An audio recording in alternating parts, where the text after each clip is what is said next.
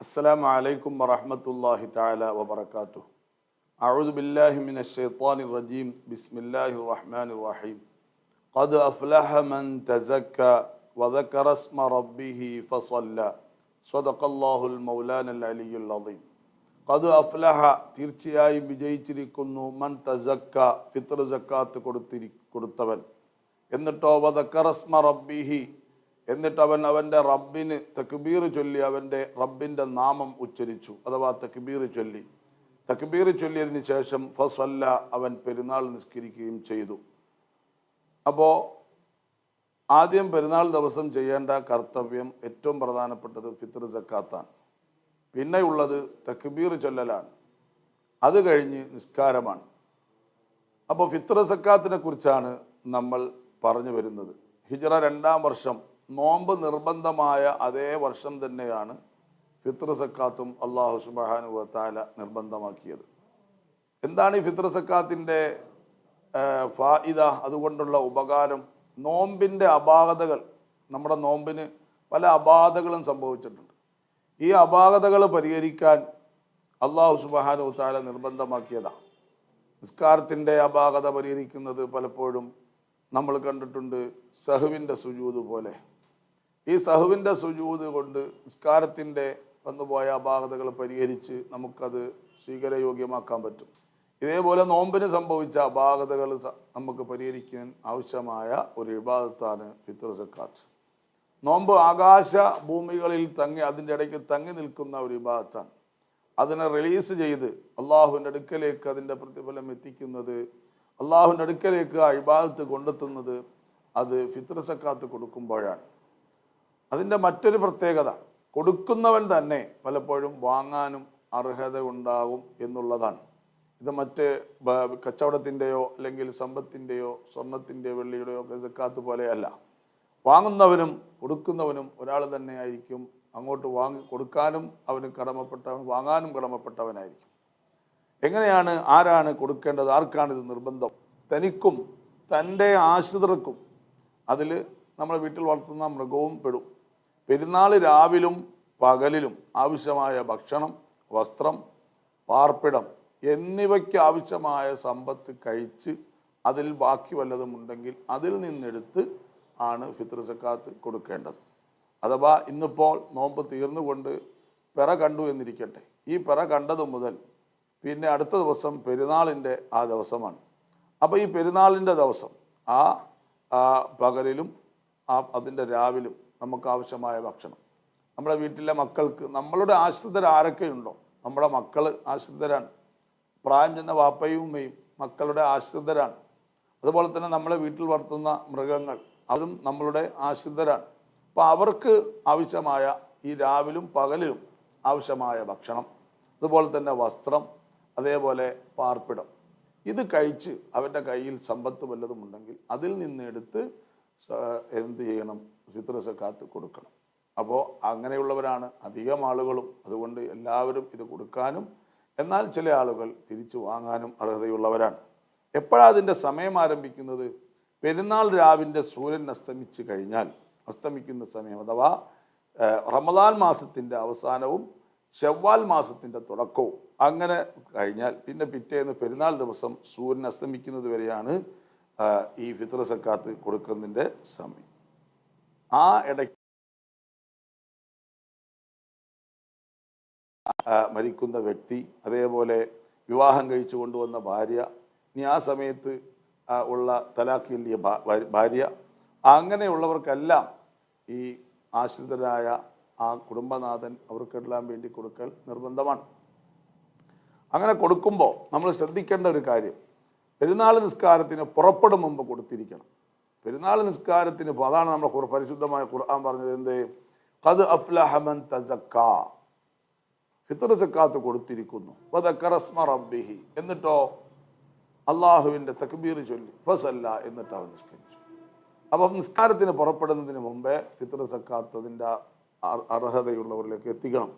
അത് നിസ്കാരത്തിന് പിന്തിക്കൽ കറാഹത്താണ്, നിസ്കാര ശേഷം കൊടുക്കൽ കറാഹത്താണ്. ഇനി ഏതെങ്കിലും അടുത്ത ബന്ധുക്കളോ അല്ലെങ്കിൽ അയൽക്കാരനോ അവൻ ആ സമയത്തില്ല, അവൻ വരും, അവൻ വരാമെന്ന് വിളിച്ച് പറഞ്ഞിട്ടാണ്, വന്നുകൊണ്ടിരിക്കുകയാണ്. അങ്ങനെ അവരെ പ്രതീക്ഷിച്ചുകൊണ്ട് വെക്കുന്നത് കൊണ്ട് വിരോധമില്ല. ഏതായിരുന്നാലും പെരുന്നാൾ ദിവസം സൂര്യാസ്തമയം കഴിഞ്ഞു കൊടുക്കൽ ഹറാമുമാണ്. അപ്പോൾ അത് ആ രാവിലെ തന്നെ, ആ പെരുന്നാൾ ദിവസം ദാരിദ്ര്യത്തിലായ ഒരാളും നാട്ടിൽ ഉണ്ടാകാൻ പാടില്ല എന്നുള്ളതാണ് അതിൻ്റെ ഹിക്മത്ത്. എന്താണ് കൊടുക്കേണ്ടത്? നമ്മുടെ ഈ സ്ക്രീനിൽ നമ്മൾ കാണുന്ന അരിയാഹാരം, നമ്മുടെ നാട്ടിലൊക്കെയുള്ള സ്ഥിരമായി നമ്മൾ ഭക്ഷണം കഴിക്കുന്ന ധാന്യം, അത് ഇവിടെ അരിയാണെങ്കിൽ അരി നമ്മൾ കൊടുത്തിരിക്കണം. നമ്മൾ കഴിക്കുന്നത് മുന്തിയ ഇനം അരിയാണെങ്കിൽ ആ കഴിക്കുന്നത് ഏതാണോ അത് കൊടുക്കണം. നമ്മൾ കൊടുക്കാതെ നമ്മളെ വീട്ടിലേക്ക് വാങ്ങുന്നതൊന്ന് പിന്നെ ഫിത്ർ സക്കാത്ത് കൊടുക്കാൻ റേഷൻ കടയിൽ പോയി വാങ്ങിക്കുന്നത് അത് ശരിയാവുകയില്ല. നമ്മൾ വാങ്ങുന്ന, അപ്പോൾ 60 രൂപയുടെ അരിയാണെങ്കിൽ 60 രൂപയുടെ അരിയോ അതിന് മേലോട്ടുള്ള നല്ല വില കൂടിയ നല്ല ക്വാളിറ്റിയുള്ള അരിയോ കൊടുക്കണം.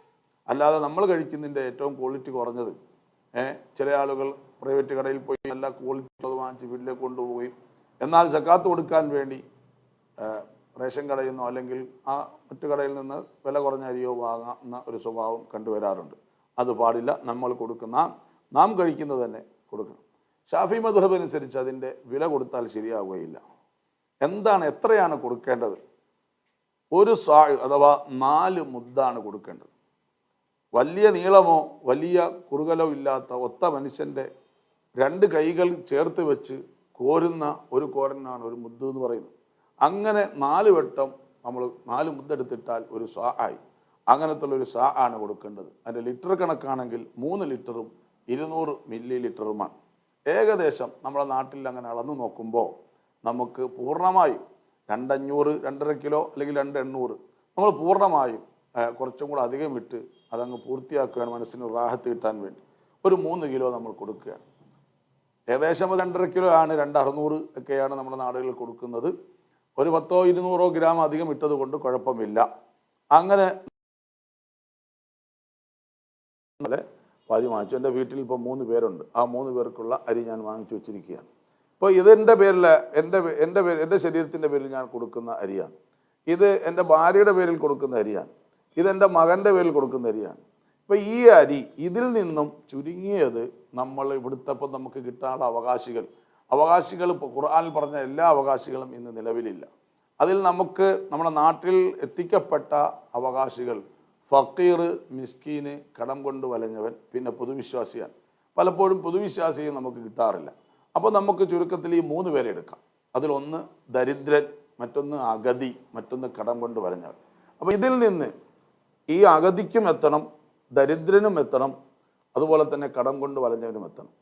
അത് തന്നെ ഒരു 3 അഗതിക്കെത്തണം, ഒരു 3 ദരിദ്രനെത്തണം, ഒരു 3 ഓളം അല്ലെങ്കിൽ ഒരു 4 ഓളം കടം കൊണ്ട് വലഞ്ഞവനും എത്തണം. ആ നിലക്ക് നമ്മൾ നോക്കുമ്പോൾ എങ്ങനെയാണ് നമ്മളിത് പിന്നെ അത് മിക്സ് ചെയ്യുന്നത് എന്ന് നമ്മൾ സ്ക്രീനിൽ കാണിക്കാൻ പോവുകയാണ്. നമ്മൾ എല്ലാം ഇങ്ങോട്ട് എടുത്ത് വെച്ചിട്ട്, ഈ അരിയെല്ലാം എടുത്ത് വെച്ചിട്ട് ഒന്നായിട്ട് ഒരു പ്ലേറ്റിലേക്ക് തട്ടുക. ഉദാഹരണത്തിന് ഇതിൻ്റെ അരി, ഇതിൻ്റെ കവർ അഴിക്കുക. എന്നിട്ട് അത് ഇപ്പം നമ്മളിവിടെ സ്ക്രീനിൽ കാണുന്നത് പോലെ ഇതിനകത്തിട്ട് നമ്മൾ തട്ടാൻ പോവുകയാണ്. കാരണം എൻ്റെ ഈ ഒരു പൊതിയിൽ നിന്നുള്ളത് ആർക്കെത്തണം? ദരിദ്രനും എത്തണം, അതുപോലെ തന്നെ അഗതിക്കും എത്തണം, അതേപോലെ കടം കൊണ്ട് വലഞ്ഞനും എത്തണം. ഓക്കെ, നമ്മളിങ്ങനെ ഇട്ടു. ഇത് എൻ്റെ ഭാര്യയുടെ പേരിലുള്ള, വീട്ടിലെ ഭാര്യയുടെ പേരിലുള്ള അരിയാണ്. അപ്പോൾ അത് നമ്മൾ എടുത്ത് എന്ത് ചെയ്തു, അതെൻ്റെ കുടുക്കഴിച്ചിട്ട് നമ്മൾ അത് ഒന്നിച്ചിടുകയാണ്. ഒന്നിച്ചിടുമ്പോൾ തന്നെ എന്താവും, അത് മിക്സിങ് ആവും.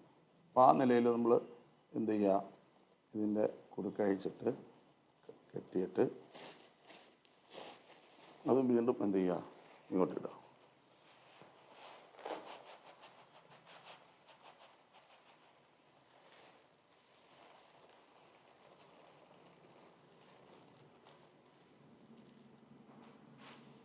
ഇത് മകൻ്റെ പേരിലുള്ള അരിയാണ്. അപ്പോൾ എൻ്റെ വീട്ടിലെ 3 അംഗങ്ങൾ, ഉദാഹരണം പറയുകയാണ്. അപ്പോൾ ഈ 3 അംഗങ്ങളാണ് 3 അംഗങ്ങൾ, അല്ലെങ്കിൽ 4 അംഗങ്ങളാണ് 4 അംഗങ്ങൾ. ചില വീട്ടിൽ 10 പേരുണ്ടാവും. അങ്ങനെ ഓരോരുത്തർക്കും നിജപ്പെടുത്തിയ അരി കൊണ്ടുവന്നിട്ട് ഒന്നിച്ച് ഒരു മുറത്തിലോ അല്ലെങ്കിൽ ഒരു ചാക്ക് വിരിച്ചിട്ടോ അല്ലെങ്കിൽ പായ് വിരിച്ചിട്ടോ അല്ലെങ്കിൽ ന്യൂസ് പേപ്പർ വിരിച്ചിട്ടോ ഇങ്ങനെ തട്ടുക. എന്ന് തട്ടിയതിന് ശേഷം ഒന്നിച്ചാക്കുക. അല്ലെങ്കിൽ ഇടുമ്പോൾ തന്നെ അങ്ങ് മിക്സ് ആവുകയാണ്, പിന്നിട്ട് കുഴക്കണമെന്നില്ല. എന്നാലും ഒന്ന് ഇളക്കുന്നത് നല്ലതായിരിക്കും.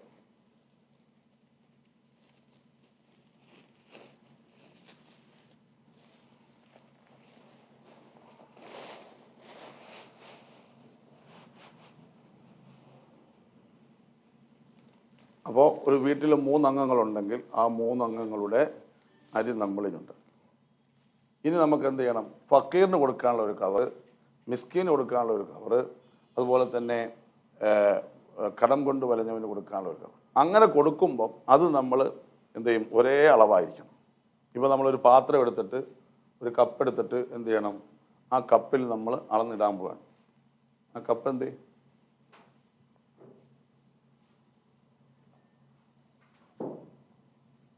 അപ്പോൾ ഒരു കപ്പ് എടുത്തിട്ട്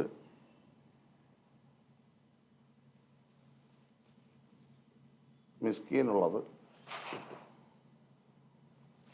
2 ഇടാം, മിസ്കീനുള്ളത് 2 ഇട്ടു. ഇനിയോ ഫക്കീറിനുള്ളത് ഇടാൻ.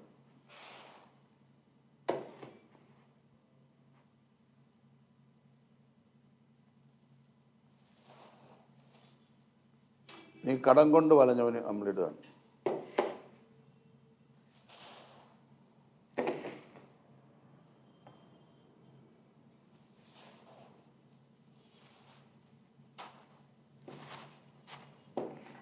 എന്നിട്ട് നമ്മൾ വീണ്ടും എന്ത് ചെയ്യുക? ഇപ്പോൾ ഇത് മാത്രമായിട്ട് കൊണ്ടുപോയി ഒരു ഫക്കീറിന് ഇങ്ങനെ കൊടുക്കുന്നത്. അപ്പോൾ ഇതിനകത്ത് നമ്മൾ നിറയ്ക്കുക വീണ്ടും. ഇപ്പോൾ 2 എണ്ണമല്ലേ ഇട്ടത്, ഒരു 5 എണ്ണം വെച്ചിടാം. 2, 3,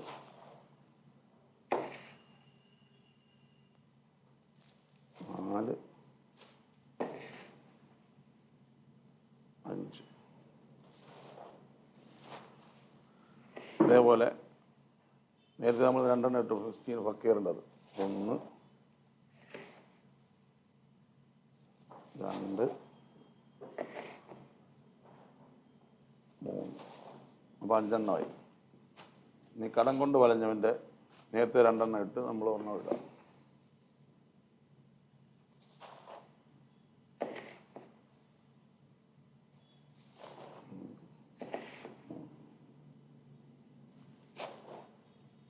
ഇപ്പോൾ ഈ 3 അംഗങ്ങളുടെയും എല്ലാവർക്കും എത്താൻ വേണ്ടിയാണ് നമ്മളിപ്പോൾ ചെയ്തത്. ഇപ്പോൾ ഇതും നമുക്കൊരു വീട്ടിൽ കൊണ്ടു കൊടുക്കാൻ പറ്റുന്ന ഒരു അളവായിട്ടില്ല. അപ്പോൾ നമുക്ക് വീണ്ടും എന്ത് ചെയ്യാം? ഇതിലേക്ക് കുറച്ചും കൂടെ വേണേൽ ആഡ് ചെയ്യാം. അപ്പോൾ 5 എണ്ണം ഇട്ടില്ല, 5, 6ാമത്തെ ഇടുകയാണ്. ഇങ്ങനെ നമ്മൾ ഓഹരിക്കുന്നത് കൃത്യമായിട്ട് ഓഹരിക്കണം. 6, 7,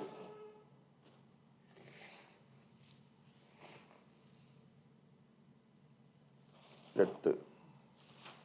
8 അവിടെ നിൽക്കട്ടെ. ഇതിൽ 3 എണ്ണം വെച്ചില്ല, അതിലിടാം. 5, 6, 7, 8.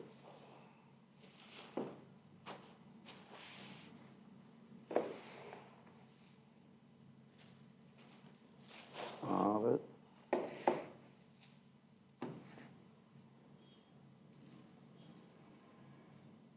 7, 8. അപ്പോൾ എല്ലാം ഒന്നുകൊണ്ട് കൂട്ടി വെച്ചിട്ട്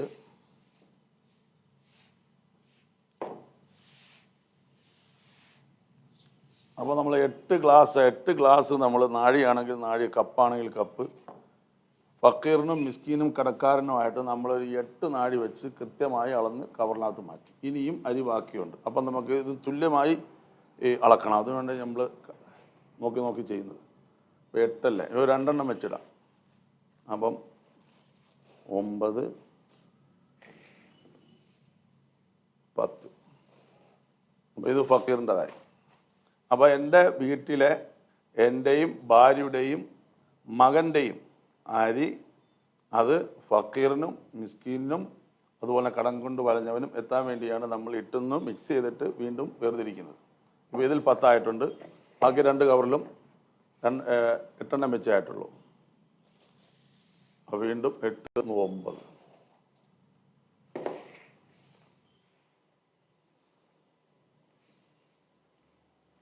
ഇത് 10. അപ്പം ഫക്കീർ മിസ്കീന് 10 എണ്ണം വെച്ചാൽ ഇനി കടം കൊണ്ട് വലഞ്ഞവന് 8 ആയിട്ടുള്ളൂ. ഇനി അധികം ഉണ്ടായിട്ട് നമ്മൾ വീണ്ടും എന്ത് ചെയ്യുന്നു? 9.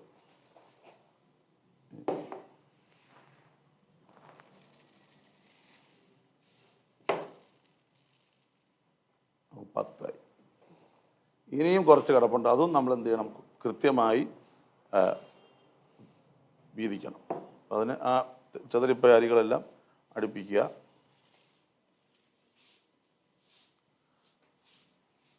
ഓരോന്നും കൂടെ ഇടാൻ കാണുമെന്ന് അറിയില്ല, എന്നാലും നമുക്ക് നോക്കാം.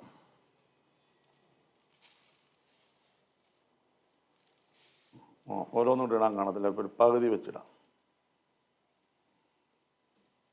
ഇതിൽ തുല്യമായി വീതിക്കണം, അതാണ് നമ്മൾ ഇത്ര കൃത്യമായി അത് വീതിക്കുന്നത്.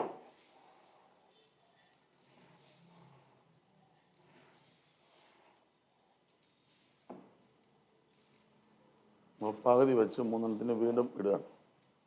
അപ്പം കറക്റ്റായി. അപ്പം 10.5 കപ്പ് ഓരോത്തിലും ആയിട്ടുണ്ട്. അപ്പോൾ ഫക്കീറിന് കൊടുക്കാനുള്ള കിറ്റായി, മിസ്കീന് കൊടുക്കാനുള്ള കിറ്റായി, അതുപോലെ തന്നെ കടം കൊണ്ട് വലഞ്ഞതിന് കിറ്റായി. അതിൽ ആരതൊക്കെയുണ്ട്? ഭാര്യയുടെ ഉണ്ട്, ഭർത്താവിൻ്റെ ഉണ്ട്, മകൻ്റെ ഉണ്ട്. ഭാര്യയുടെ ഉണ്ട്, ഭർത്താവിൻ്റെ ഉണ്ട്, മകൻ്റെ ഉണ്ട്. ഇതിലും ഭാര്യയുടെ ഉണ്ട്, ഭർത്താവിൻ്റെ ഉണ്ട്, മകൻ്റെ ഉണ്ട്.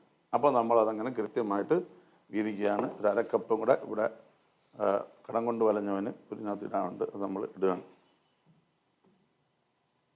ഇങ്ങനെ നമ്മൾ ചുരുങ്ങിയത് എല്ലാ അവകാശികൾക്കും ഒരു 4 പേർക്കെങ്കിലും എത്തിക്കണം എന്നാലേ അത് പൂർണ്ണമാവുകയുള്ളൂ. നമ്മളൊരു കിറ്റ് വാങ്ങിച്ച് ഏതെങ്കിലും ഒരാൾക്കും കൊടുത്താൽ അത് പൂർണ്ണമാവുകയില്ല. ഇനി നമുക്കിത് എന്ത് ചെയ്യാം? ഇത് വേണമെങ്കിൽ നമുക്ക് ഇഷ്ടമുള്ള അളവിൽ 2 ആക്കാം. അപ്പോൾ 2 കടം കൊണ്ട് വലഞ്ഞവന് 2 എണ്ണം. ഇത് നമുക്ക് വേണമെങ്കിൽ 2 ആക്കാം. ഏത്?